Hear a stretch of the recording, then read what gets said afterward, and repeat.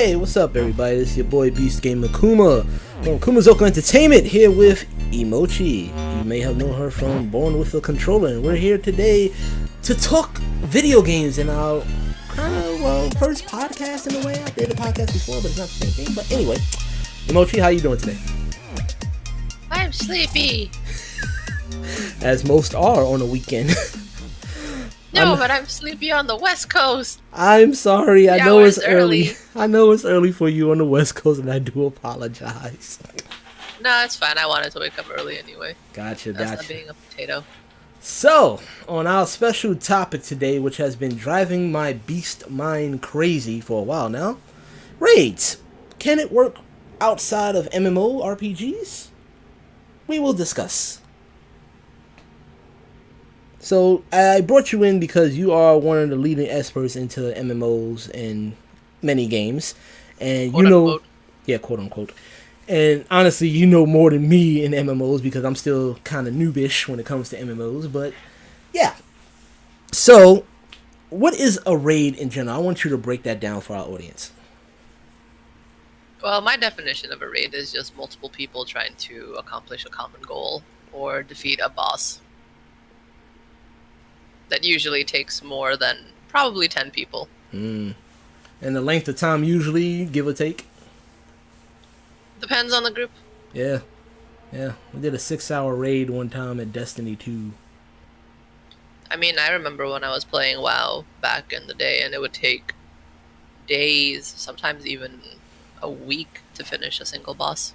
Jeez, see, that's the one thing I never did in WoW was do a raid because I couldn't get a set group of people and I didn't really trust people to join a clan or anything like that. Yeah, it was pretty tough. Like, a lot of those bosses were really demanding, and the gear set, I mean, some moves can kill you instantly. And of course, you had to farm beforehand to do this raid to get the proper gear before you got into there, right? You need the proper gear. You also need rations, like potions and food buffs and all sorts of things to kind of get you through it and help you a little better. See, that's what I find funny nowadays because in Destiny 1, we had to worry about the armor set and the particular guns to use in a raid, but it really didn't matter. They was saying that it could help you out, but now when it's Destiny 2, they gave warlocks a special ability now where they can have a healing rift where they put a circle around themselves and this little glowing ball above you either gives you healing or extra armor. Extra ammo. So I was like, okay, so they setting us up for probably tougher raids, but again, you're gonna need the right people in the same raid to do such a thing like that. I mean, most raids are structured like that where you need the typical Triforce kind of the holy trinity of all things, like a tank, a healer, and DPS. Yes. So it's kind of weird coming from, I used to play DC Universe Online, and we had that same structure, so I felt that was easier, but now when I'm doing more raids in Destiny 2, I'm like, damn, can that same structure work in this kind of game when it's just the FPS? Absolutely. I mean, if you're looking at Overwatch in general, even if you're competing against another team, technically it is a raid. Like, you're playing team versus team, and it is in a cohesive setting. You have to help each other out in order to be successful. Yeah, but the level up system in Overwatch doesn't really make you better or anything like that. It's just still Right. overall skill. There's no gear or anything that helps you out. It's more limited to skill, but it is more like a cohesive team play. Well, yes, I agree with that. It's important to any raid structure in general. But I think it can work. It's just, Destiny, it might be still, a lot of the Destiny players, it might be still early in its infancy. They don't really know what their role should be and how they should be performed as a group.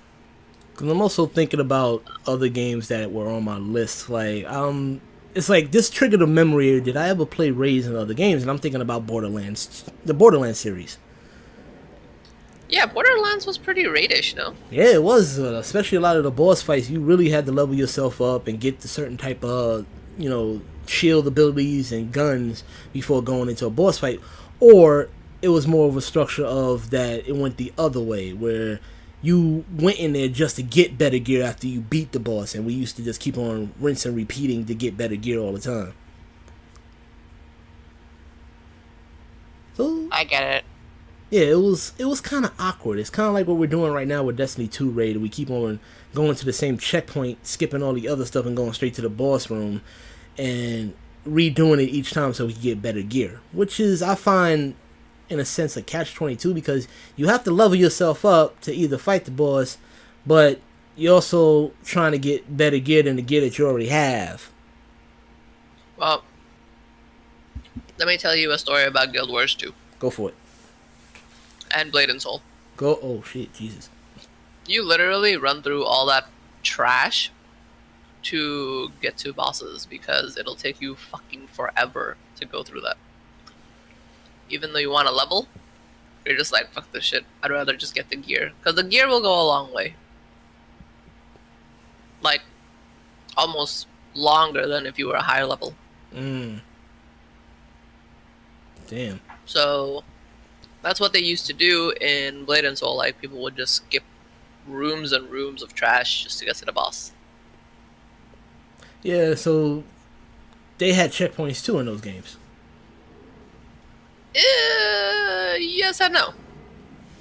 Elaborate. You basically, like, everyone in the game eventually had picked up the knowledge to, I guess, cheat the grid or cheat the map. So people knew where to jump. Yeah. People knew where to wait.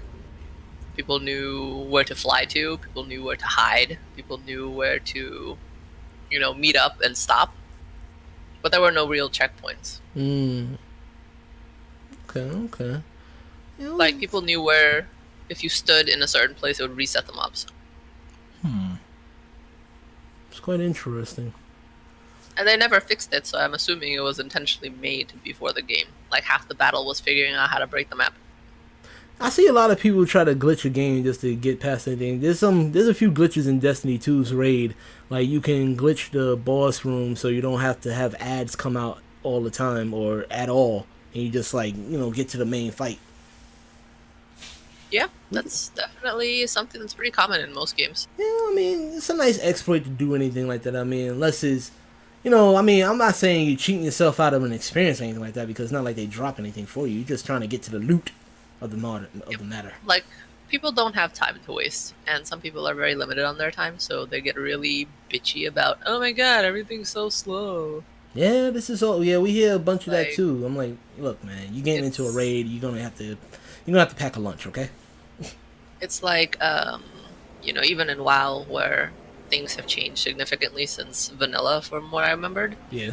Everyone's in a rush to get, their shit done quickly. This is true. And if you don't keep up with their pace, they're just gonna either rage at you or call you some kind of scrub or noob. It's like people don't have the time anymore to let people learn or enjoy the experience. See, that's another thing that got on my nerves with the whole raiding situation. It's like, I'm going in there, and it's not like I'm going in there deceiving players. I'm letting them know straight up, look, I never did this before in Destiny 2, so please keep in mind that I am new running through this. I can kill as much as I can as long as you have the patience enough to tell me what to do. Absolutely. I mean, there are some people who understand that people just want to enjoy the experience, but I would say close to like a higher percentage of them will not have the time for your ass. No, I get that, and that's why I say you're a horrible leader. If you want to try to lead anybody into something like this, don't. Welcome to the gaming community. This is where true. There are a lot of grown-ass man babies. Hey, you ain't lying. I'll be having to defend some of my homegirls who I be playing, because I definitely don't like how they be acting sometimes when they talk to them. I'll just be like, yo, you're making it worse by the way you're talking and shit like that, alright? Calm damn down, And plus, when it goes into wee hours of the night, so people are going to get stressed out. Yeah, I mean, people are tired. I get it. People are tired. They want to get their shit done. Because sometimes even I get frustrated when people make the same mistakes over and over again. Because, there's, like, out of a 40-man raid in WoW, there was always a handful of people that always die to mechanics. It's just like, dude, you have died 10 times to this fucking shit. The same time. Do you not know? And you gotta switch. Gotta switch them out. Do you know what's going on here? You gotta have that little side pep talk with them. And they're like, I'm trying. And I'm like, you just killed 5 people in your group because you didn't dodge. So yeah, so back to the rating aspect of it. It's just that I'm just thinking about every other game that I played that had a form of raid in a sense, and how does it work different from coming from the originator of the MMORPGs. And it was like Elder Scrolls Online makes sense, DC Universe, WoW, anything that's like an RPG makes sense. So when we go out into that other's perspective, it seems like there's a different mindset when it comes to an FPS or a third-person shooter that has raids. Because, like I said, it goes from people that are more tactical and coordinated to, I want to be Rambo.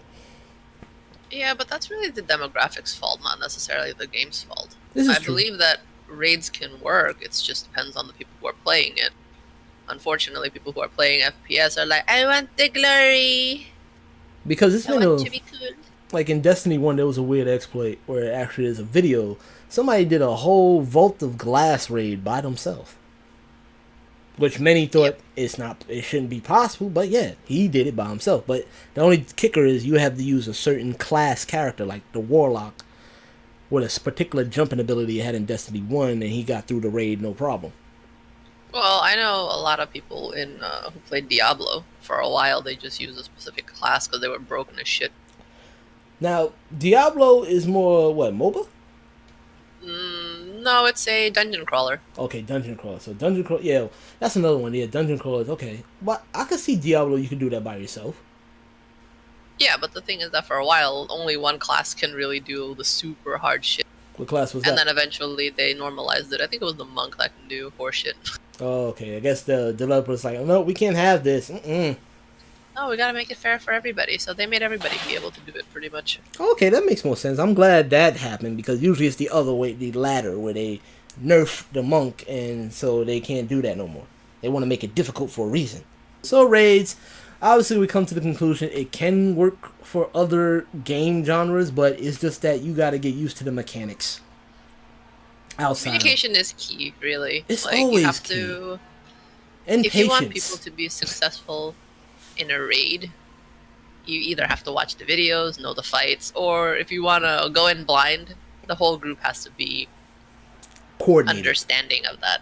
You know, they have to know that you are going in blind, and maybe they want to enjoy the experience too. I can see the learning. speech right now. I can be walking up, got an American flag behind me, talking to all my gamer buddies. Like, I'm just letting y'all know, we are going to die.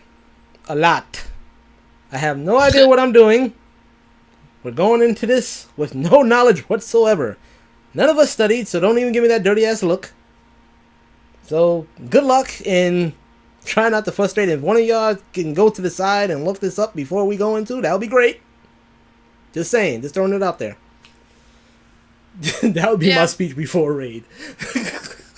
I mean, sometimes in quick play, when I'm playing a character that I have no idea how to play, I'm like, just a warning, I'm not gonna kill anybody. So I'm not gonna contribute much to the group, just a warning.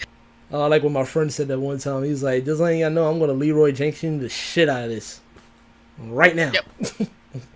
Just letting Don't y'all know. expect anything from me. He's like, you're gonna expect some killing, but it's gonna be unorthodox, and I'm gonna die really quickly. Just giving y'all the heads up. And what does he do? He jumps straight for the boss, and he gets evaporated in seconds. It was the coolest thing ever, but so funny. But it's so true, though. Sometimes you just gotta give people a heads up. Hey, I mean, yo, I'm just saying, and this goes out to you fools out there that think y'all know everything. Stop it. Stop it. Do the research. Don't come up in there like you freaking leader of the free world and you don't know shit. Stop it. That's all I gotta say. Cause you get on my nerves with that bullshit and you getting frustrated and sighing at other people. You know damn well you're in a game full of noobs. Cut it out. Like you signed up to have Delta Force on your side.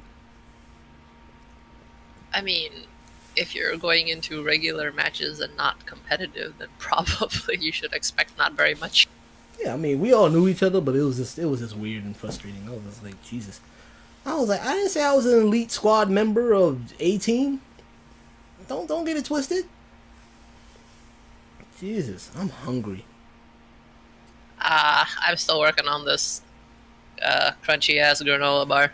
And with that being said, Emochi, thank you for joining us today with this weird ass discussion about raids and how do they work, and And Greek mythology. and freaky ass Greek mythology. You asked. You opened that can of worms, I man. did not open no can You of said, worms.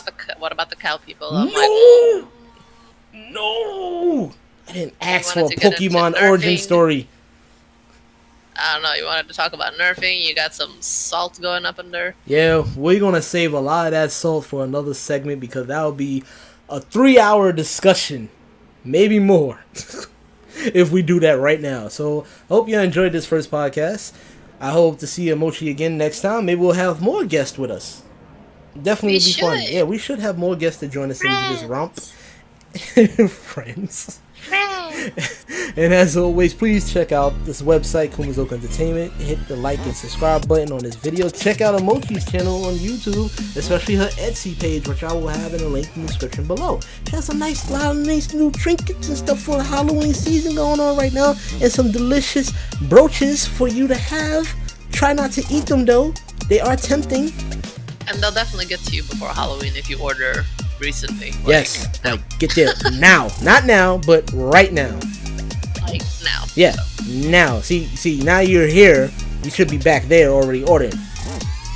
Just getting you a heads up on that timing, people. Anyway, as always, beast out.